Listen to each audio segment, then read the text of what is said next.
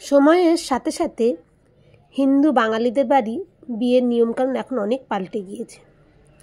আগেকার দিনে একই দিনেই গায়ে হলুদ, বিয়ে সবই হতো, কিন্তু এখন দেখা যায় প্রায়শই অবাঙালিদের মতনই একদিন হয়তো মেহেন্দি, কোন সঙ্গীত বা গায়ে হলুদ, সাগাই এই সমস্ত অনুষ্ঠানগুলো করা হচ্ছে।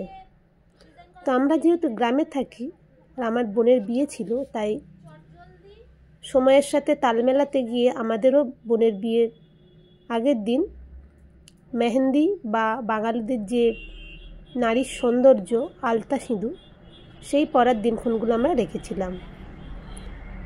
আর গ্রামের মধ্যে সবাই বেশ এই আলতা বা সিঁদুর পরাটা বেশ হই হুল্লোড় করে সময় কাটিয়ে দিতে কিন্তু বেশ ভালো লাগে। একসাথে সবাই মিলে বসে আলতা সিঁদুর পরার রেওয়াজটা দীর্ঘদিনের, আজ না। কারণ সবসময় বলতো আলতা সিঁদুর একা পরতে নেই, তা ভাগ করে নিতে হয়। গরিব মানুষের আলতা সিঁদুরই ছিল একমাত্র সম্বল নারীর সৌন্দর্যের। তো এখন সময়ের সাথে যুগের সাথে তাল মিলিয়ে এখন হয়তো নারী আলতা সিঁদুরের সাথে গহনা বা অলংকার পরছে বা দামি দামি শাড়ি পরছে, কিন্তু একসময় সেটুকুনি বিশেষ ছিল না। তাই বিয়ের দিনই শুধুমাত্র কনেকেই সাজতো আর বাড়ির লোকেরা সাধারণ জামা কাপড় পরেই কিন্তু বিয়েটা কাটিয়ে দিত। কিন্তু এখন সোশ্যাল মিডিয়ার যুগে সবাই মোটামুটি বিয়ে বাড়িতে আনন্দ উপভোগ করার জন্য সবাই দেখেছে, তাই বিয়ে এলেই কিন্তু সবার মনে একটু আনন্দ খুশি ভরে ওঠে। তো আমার বোনের বিয়ে তো সে ব্যতিক্রমী হয়নি। আলতা সিঁদুর সবাই মিলে বৌদিরা ননদরা মিলে সব পরা হলো। তারপরে মেহেন্দি অনুষ্ঠানের জন্য আমরা মেহেন্দির কোণগুলো সব একটা থালায় সাজিয়ে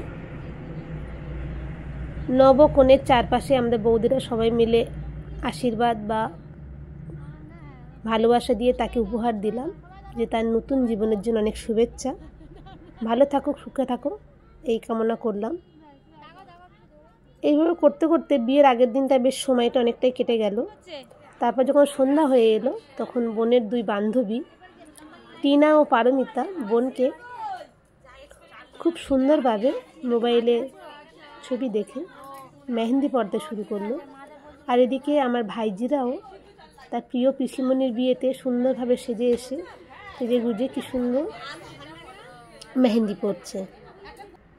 আর আমার বৌদিরা লেগে পড়েছে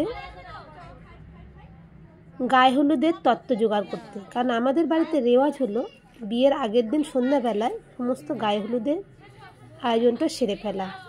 কেউ বা চাল বাটছে, আতপ চাল বাটছে স্ত্রী সাজানোর জন্য, কেউ বা হলুদ কোটে হলুদ বাটার জন্য বা মেথি ভিজিয়ে দিচ্ছে, এরম ধরনের অনুষ্ঠান করা। এই হই হই করে বিয়ের আগের দিনটা সকাল থেকে সন্ধ্যা পর্যন্ত কেটে গেল। তারপর তো রয়েছে সন্ধ্যাবেলায় মেহেন্দির নাচ গান অনুষ্ঠান। আর সবার শেষে মা আর আমি দুজনে মিলে বোনকে খাইয়ে দিলাম। আমাদের খাওয়ানোর সেরকম আগের দিনে কোনো বিশেষ নিয়ম নেই, তবে বোন সাধারণ যে ডাল ভাত আলু চচ্চড়ি যাই হবে তাই খাওয়া যায়। তো বোন ওই প্লেন ডাল ভাত এবং আলু ভাজা খেতে চেয়েছিল, তো সেটাই রান্নাও হয়েছিল। সেটা একটা থালায় নিয়ে ওকে খাইয়ে দিলাম।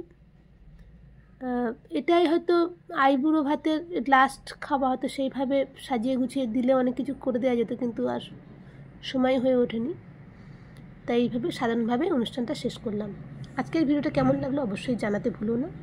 ভিডিওটি ভালো লাগলে লাইক, কমেন্ট এবং শেয়ার করো। ভিডিওটা দেখার জন্য সবাইকে অসংখ্য ধন্যবাদ।